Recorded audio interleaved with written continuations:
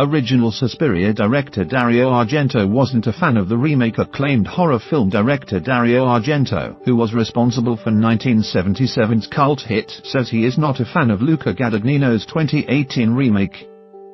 The new take on the classic Italian horror film arrived late last autumn with a cast that includes Tilda Swinton, Dakota Johnson and Chloe Grace Moretz.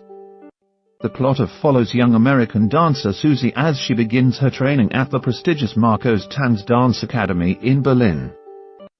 From the moment she arrives, however, it quickly becomes apparent that things aren't quite what they seem at the academy, and before long, Susie is dealing with much more than just a few odd characters and incidents.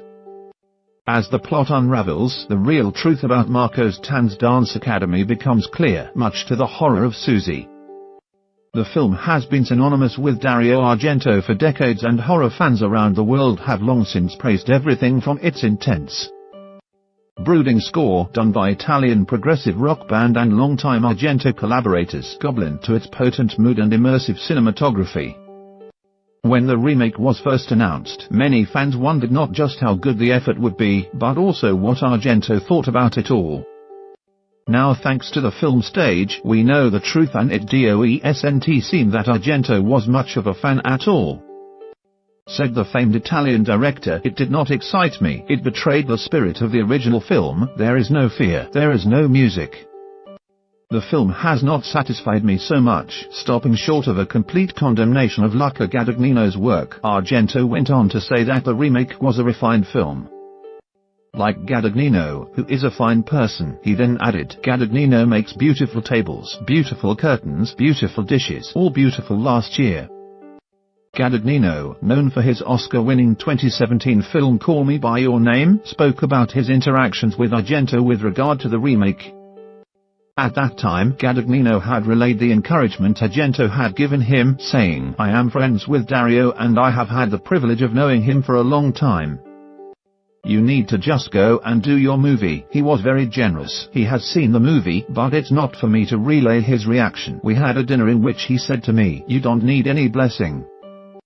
I can only say to you that after he saw it he called me, and it was a great call.'" It's difficult to say exactly what about Argento's recent opinions can be viewed as positive, but the two friends likely had a more balanced conversation than the public is privy to if Guadagnino came away from it with such a favorable take.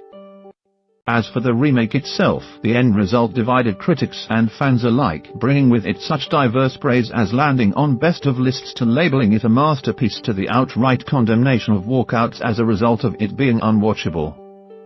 One thing about the entire situation is certain, however: many of today's most highly praised films began in similar circumstances, with very mixed opinions isolating them for years. In time, perhaps Luca Guadagnino's remake will have a more unanimous appeal, but if this doesn't end up being the case, it's important to remember that even Dario Argento's 1977 original still divides audiences, and that in itself is perhaps one of the greatest things about it. Source: The Film Stage.